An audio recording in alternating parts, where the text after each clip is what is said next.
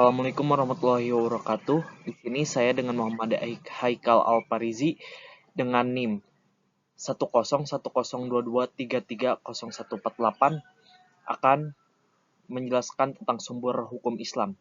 Dalam presentasi ini, saya buat untuk memenuhi tugas yang diberikan guru pengampu pendidikan agama Islam.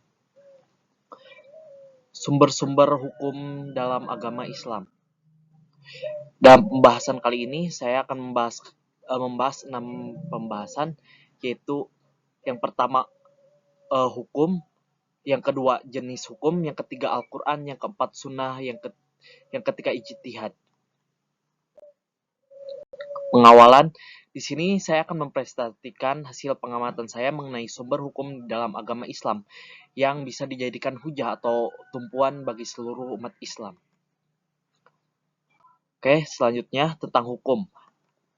Kita masuk ke dalam pengertian hukum. Yang pertama, apa itu Islam? Islam adalah agama yang diwahyukan oleh Allah Subhanahu wa taala kepada umat manusia melalui Nabi Muhammad SAW.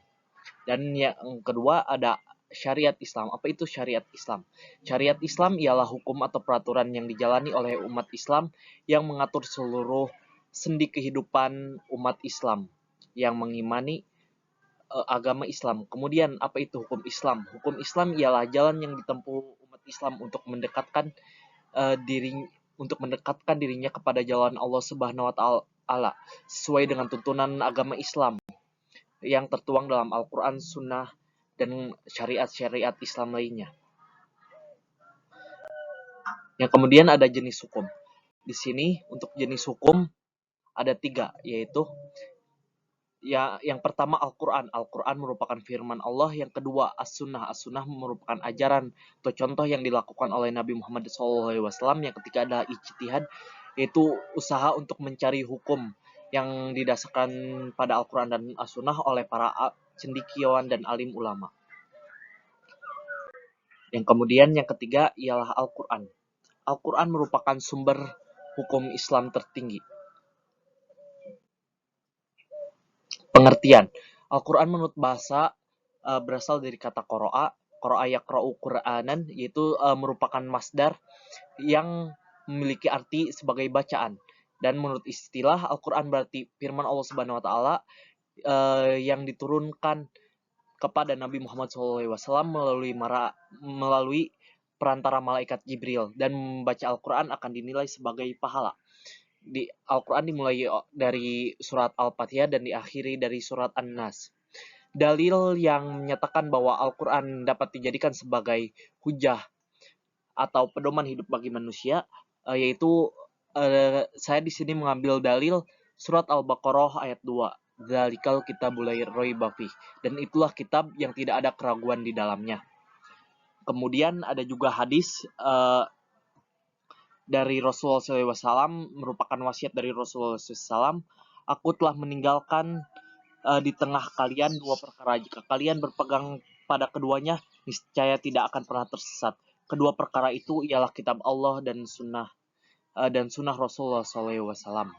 Kemudian isi kandungan dalam Al-Quran mencakup satu akidah, yaitu pemahaman manusia terhadap Tuhan dan agama. Kemudian ada ibadah, bagaimana tata cara penghambaan manusia kepada Rabb. Dan ada hukum. Hukum ialah aturan-aturan yang mengikat manusia untuk menjalankan perintah tersebut secara memaksa. Kemudian ada akhlak. Akhlak yaitu peraturan-peraturan yang mengatur perilaku dari manusia. Kemudian ada dasar ilmu pengetahuan. Dasar ilmu pengetahuan alam, agama, dan lain sebagainya. Dan ada sejarah-sejarah, yaitu cerita-cerita Nabi terdahulu dan lain sebagainya. Kemudian ada fungsi Al-Quran. Fungsi Al-Quran yaitu yang pertama untuk membuktikan kebenaran Rasulullah SAW bahwa sesungguhnya Nabi Muhammad itu ialah seorang Rasul dan Nabi. Kemudian petunjuk bagi seluruh umat manusia, sumber pokok agama Islam, dan peringatan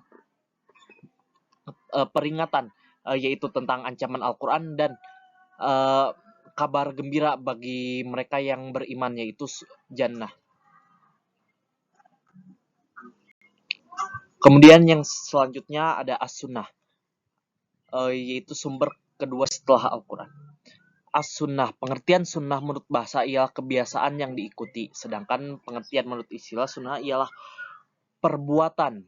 Af'alu, af'alu, kemudian ada ketetapan, persetujuan, perkataan dari Nabi Muhammad SAW yang harus diikuti oleh seluruh umat Islam. Dan sunnah itu biasanya berupa hadis. Hadis berdasarkan, di sini saya akan menjelaskan tentang hadis.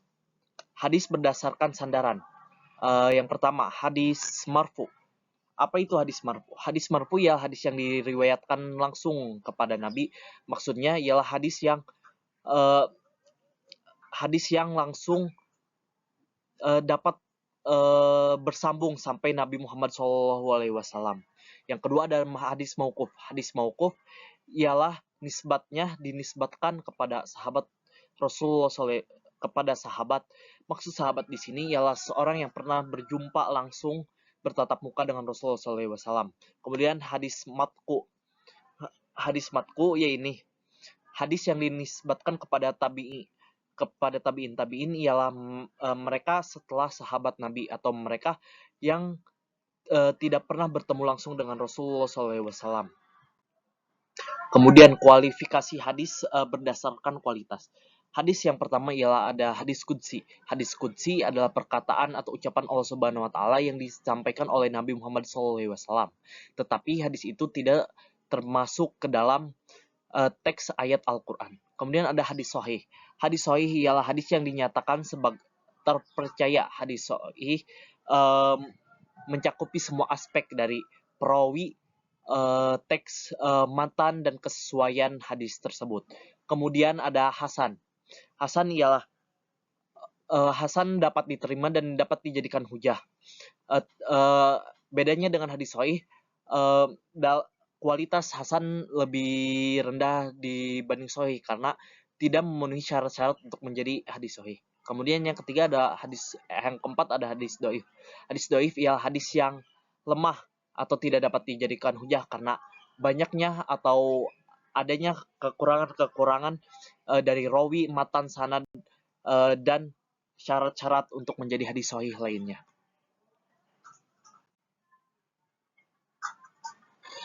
Dan kemudian hadis berdasarkan jumlah rawi. Hadis berdasarkan jumlah rawi ada hadis mutawatir, hadis ahad. Hadis mutawatir yaitu secara singkatnya hadis mutawatir ialah hadis yang memiliki rawi yang sangat banyak, dan hadis ahad ialah hadis yang jumlah rawinya tidak mencapai syarat menjadi hadis mutawatir.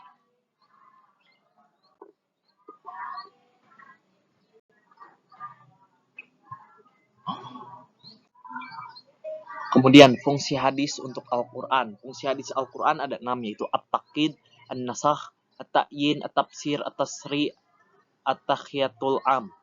At-taqid ialah untuk menguatkan dalil-dalil yang ada di Al-Quran, yaitu biasanya dengan cara pengulangan kata-kata atau maksud yang ada di dalam Al-Quran. Kemudian at-tafsir, yaitu untuk menjelaskan makna-makna yang terkandung di dalam Al-Quran.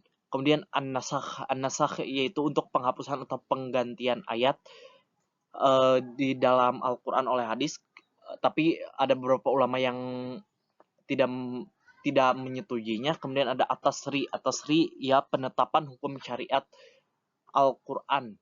Jadi ditetapkan hukum sunnah wajibnya oleh hadis. Kemudian at-ta'yin, penentuan atau spesifikasi Al-Quran, hukum dalam Al-Quran atau hadis tertentu. Kemudian ada at-takhsisul am, yaitu mengkhususkan suatu yang umum.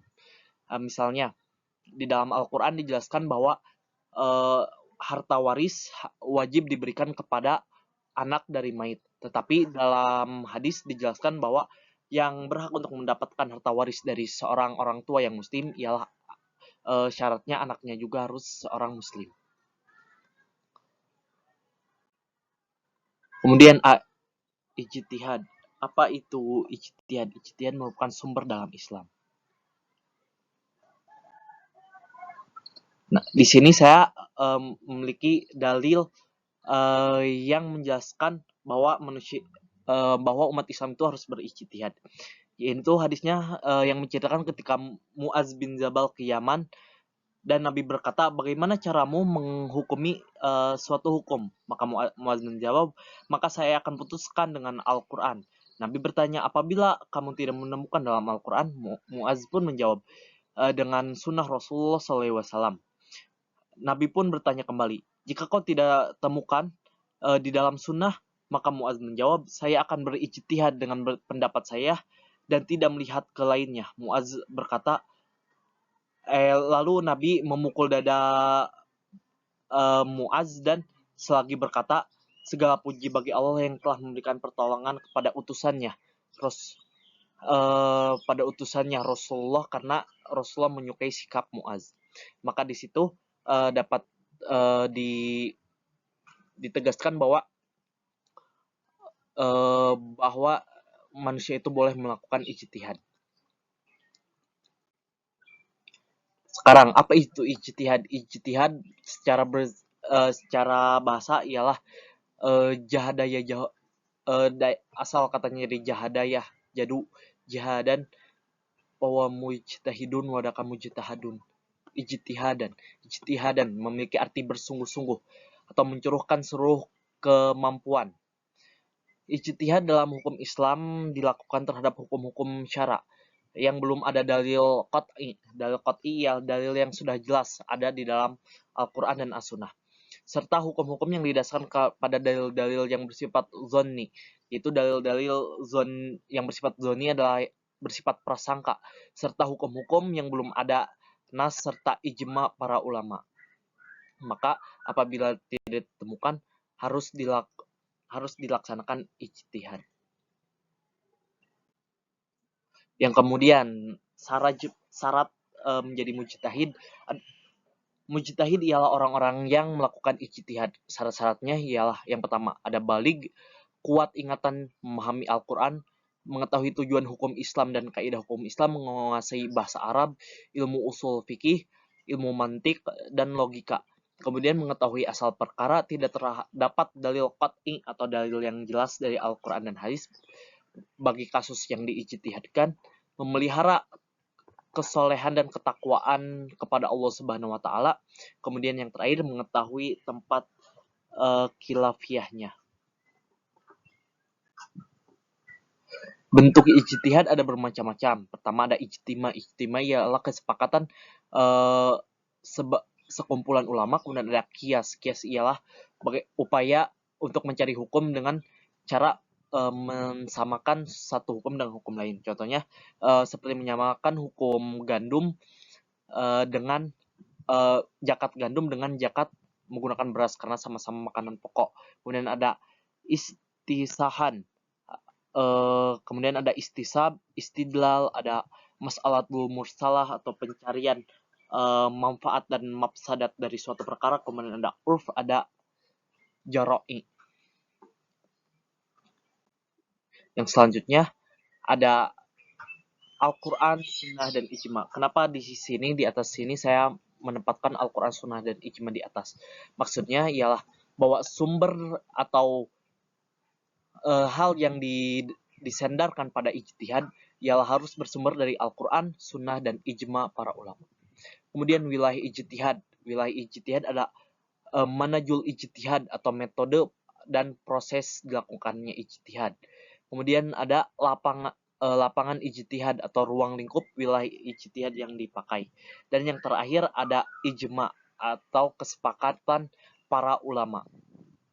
Kemudian di sini ada fungsi dari ijtihad yaitu untuk mengembangkan prinsip hukum yang terdapat dalam Al-Quran seperti yang tadi dalam Al-Quran, Sunnah dengan metode-metode kias, istisan, masalah mursalah, dan untuk menguji kebenaran hadis yang tidak sampai ke tingkat hadis mutawatir atau sebagai upaya untuk memahami redaksi ayat dari hadis. Mungkin cukup sekian presentasi dari saya. Syukron kasiron ala ihtimamikum. Saya Muhammad Haikal Al-Fariji. Kata-kata terakhir dari saya, khairun nas anfa'uhum linnas. Sebaik-baik manusia ialah manusia yang bermanfaat bagi manusia lainnya. Nun wal qalami wa ma yasturun, fastabiqul khairat. Assalamualaikum warahmatullahi wabarakatuh.